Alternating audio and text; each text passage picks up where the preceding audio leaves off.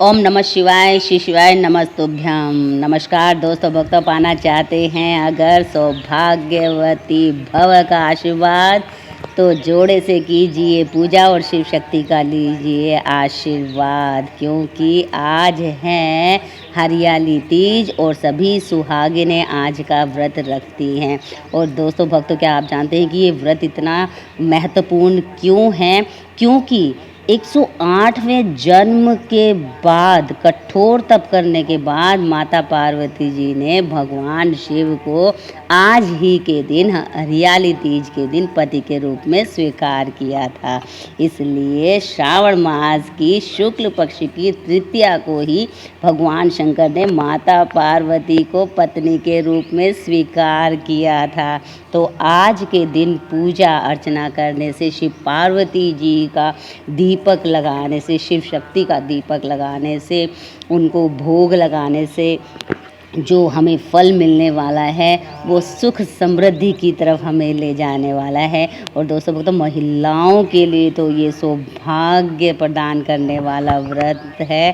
और जितनी भी विवाहित महिलाएं हैं वो आज के दिन 16 श्रृंगार करके पूजा अर्चना करती हैं और महादेव का आशीर्वाद प्राप्त करती हैं। और अविवाहित जो कन्याएं होती हैं वो महादेव जैसा जीवन साथी पाने की कामना करती हैं।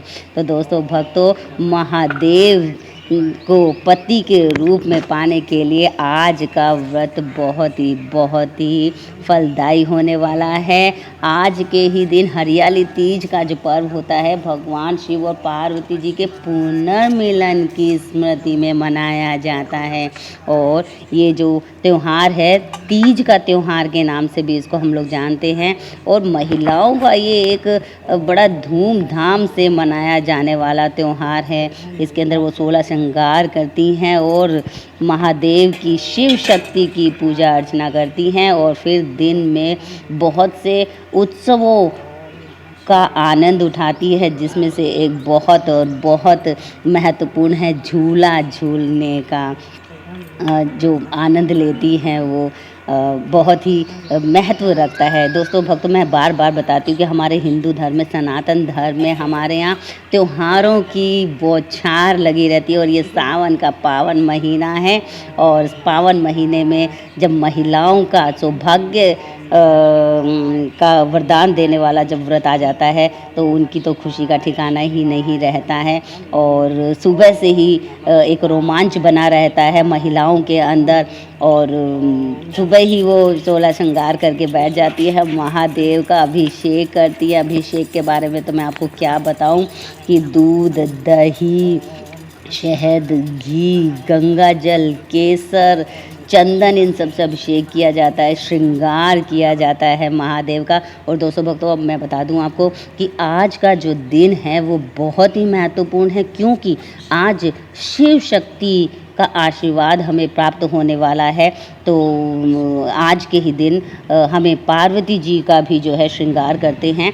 पार्वती जी को श्रृंगार की जो हमारी वस्तुएं होती हैं वो पार्वती जी को अर्पित की जाती हैं। इससे क्या होता है, वैवाहिक जीवन की मुश्किलें समाप्त हो जाती हैं।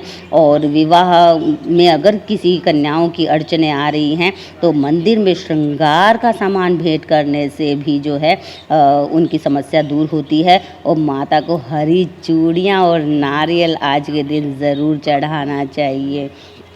माता पार्वती जी की पूजा से हमें महादेव जैसे भोले भंडारी जो माने जाते हैं, देवों के देव महादेव जो माने जाते हैं, उनका आशीर्वाद हमें प्राप्त हो जाता है। सुख सौभाग्य में वृद्धि होने लगती है। तो ये जो त्यौहार है, हरियाली तीज का जो त्यौहार है, वो पूरे भारतवर्ष में, उत्तर भारत में तो बहुत ही धूमधाम से मनाया जाता है। और इस दिन जो है जोड़े से पूजा करने का बहुत ही महत्व माना गया है कि जो पति पत्नी हैं वो जोड़े से पूजा करें, दोनों ही शिव शक्ति की पूजा करें और शिव शक्ति का आशीर्वाद लें। शिव शक्ति में हमारी महादेव और पार्वती जी दोनों का आशीर्वाद लेना होता है। दोनों को साथ में, दोनों की साथ में पूजा की जाती है और इससे इन दोनों का ही आशीर्वाद हमें मिल जाता है। और माता पार्वती के श्रृंगार में चढ़ाने के लिए हमारे पास बहुत सारी सामग्री होती है। कुमकुम, मेहंदी, बिंदी, सिंदूर, बिछिया, काजल, चूड़ी, कंघी, साड़ी, वस्त्र हम भेंट कर सकते हैं, हम गहने हम भेंट कर सकते हैं। तो पार्वती जी का श्रृंगार आज हम कर सकते हैं और महादेव का तो श्रृंगार हम हमेशा पूरे सावन भर में करते ही हैं।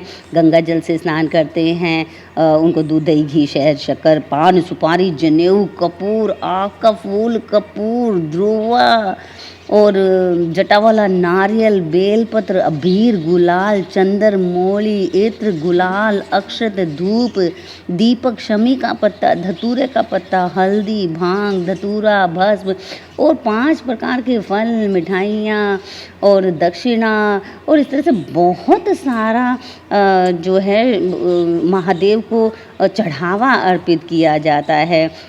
और पूरा सावन महादेव का जितना श्रृंगार करें उतना कम है।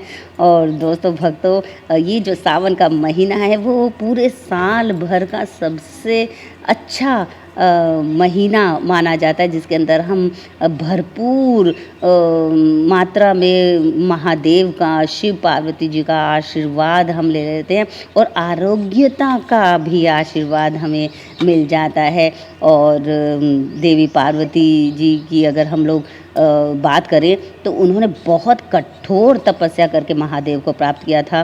देवी पार्वती एकांत जंगल में जाकर तपस्या करने लगी थी, भूखे प्यासे रोजाना शिव जी की पूजा करती थी और सालों तक कठोर तप करने के बाद 108 जन्म के बाद देवी पार्वती जी की फल स्वरूप भगवान शिव पति के रूप में मिले थे। दोस्तों भक्तों, तो इतनी कठिनाइयों के बाद जब हमें फल मिलता है और वो फिर महादेव के रूप में फल मिलता है तो खुशी का ठिकाना नहीं रहता है। हरियाली तीज के दिन ही शिव ने देवी पार्वती जी को अपनी पत्नी के रूप में स्वीकार किया था। इसके बाद दोनों का विवाह रचाया गया था। दोस्तों भक्तों, तो जो आज का दिन है वो बहुत ही महत्वपूर्ण माना जाता है। तो दोस्तों आपको बता दूं कि जो तीज होती है वो 3 तरह की तीज होती है। हरियाली तीज जो कि आज की तीज है, और कजरी तीज जो कि हमारे अगले महीने में आने वाली है, हरतालिका तीज जो कि अगले महीने में आने वाली है। तो ये 3 तरीके की तीज जो है हमारे उत्तर भारत में इन 2 महीनों में मनाई जाती है। हरियाली तीज जो कि सावन महीने की शुक्ल पक्ष की तृतीया को, जैसे कि आज है, मनाई जा रही है। और कजरी तीज भाद्रपद कृष्ण पक्ष की तृतीया को मनाई जाती है और हरतालिका तीज भाद्रपद शुक्ल पक्ष की तृतीया को मनाई जाती है। तीनों ही तीज में भगवान शंकर और देवी पार्वती जी की पूजा की जाती है और तीनों ही तीज में ही जो है निर्जला व्रत रखा जाता है। ये तीनों ही तीज का व्रत पति की लंबी उम्र के लिए किया जाता है। और इन तीनों ही तीज में क्या फ़र्क है आइए जानते हैं। तो दोस्तों, जो सावन माह में जो शुक्ल पक्ष की तृतीया तिथि आती है उसको तीज का त्यौहार मनाया जाता है। इस दिन जो है हरियाली तीज या श्रावणी तीज भी कहा जाता है। और सुहागिनें महिलाएं पति की लंबी आयु के लिए निर्जला व्रत रखती हैं। कुंवारी लड़कियां अच्छे वर की कामना के साथ यह व्रत रखती हैं। और इस दिन महिलाएं 16 श्रृंगार करती हैं, हरे रंग के कपड़े, चूड़ियाँ पहनती हैं। तो इस तरह से हरियाली तीज मनाई जाती है। अब बात करते हैं कजरी तीज की। कजरी तीज भाद्रपद यानी भादो जो माह होता है उसकी कृष्ण पक्ष की तृतीया तिथि को मनाई जाती है। यह व्रत भी पति की लंबी आयु के लिए कामना के साथ रखा जाता है। इसे कजरी तीज या सातुड़ी तीज या भादो तीज के नाम से भी जाना जाता है। अब बात करते हैं हरतालिका तीज की। हरतालिका तीज भी जो है भाद्रपद माह के शुक्ल पक्ष की तृतीया तिथि को मनाई जाती है। हरियाली तीज की ही तरह इस व्रत को भी विवाहित महिलाएं अपने अखंड सौभाग्य की कामना के लिए रखती हैं, और वहीं जो अविवाहित कन्याएं होती हैं, लड़कियां होती हैं, वो अच्छे वर की कामना के लिए इस व्रत को रखती हैं। तो हरतालिका तीज में महिलाएं पूरे दिन बिना जल ग्रहण किए व्रत का पालन करती हैं और व्रत के अगले दिन जल ग्रहण करती हैं। तो दोस्तों बहुत सारी मान्यताएं हैं तीज से रिलेटेड, कि जो तीज जो है वो पूरे भारतवर्ष में 3 प्रकार की मनाई जाती है, और तीनों ही तीज में अखंड सौभाग्य होने का वरदान हमें प्राप्त होता है। और तीनों ही तीज जो है पति की लंबी आयु के लिए रखी जाती हैं। और दोस्तों कोई भी व्रत जब हम करते हैं तो उसमें दान हमें ज़रूर करना चाहिए। तो वस्त्रों का दान हम कर सकते हैं, सुहाग की चीज़ों का दान हम कर सकते हैं, चावल का दान हम कर सकते हैं, दीप दान हम कर सकते हैं, और खीरे का दान कर सकते हैं। ऐसा कहा जाता है कि इस शुभ दिन भर इन चीज़ों का दान करने से परिवार में खुशहाली आती है। इसके साथ ही पति और पत्नी के बीच की कड़वाहट दूर होती है, मधुरता बढ़ती है। इसके अलावा अक्षय सौभाग्य की प्राप्ति होती है। यही कारण है कि इस दिन दान पुण्य को भी इतना महत्वपूर्ण बताया गया है। तो किसी भी व्रत में जब तक हमने दान नहीं किया तो उस व्रत का जो फल है वो हमें नहीं मिलता है।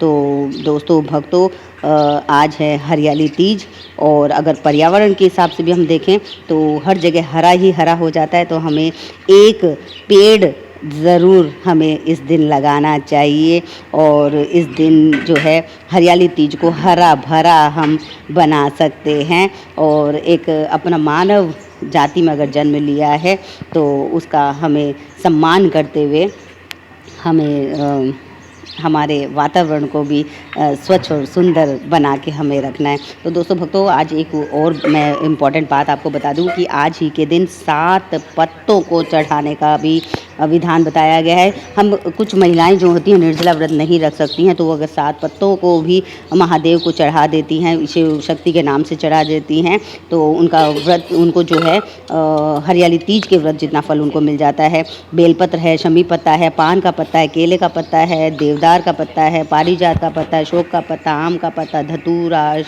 आक, इन सब में से किसी के भी पत्तों को चढ़ाया जा सकता है। पीपल के पत्तों को चढ़ाया जा सकता है, बरगद के पत्तों को चढ़ाया जा सकता है, और इस तरह से जो है आशीर्वाद प्राप्त किया जाता है।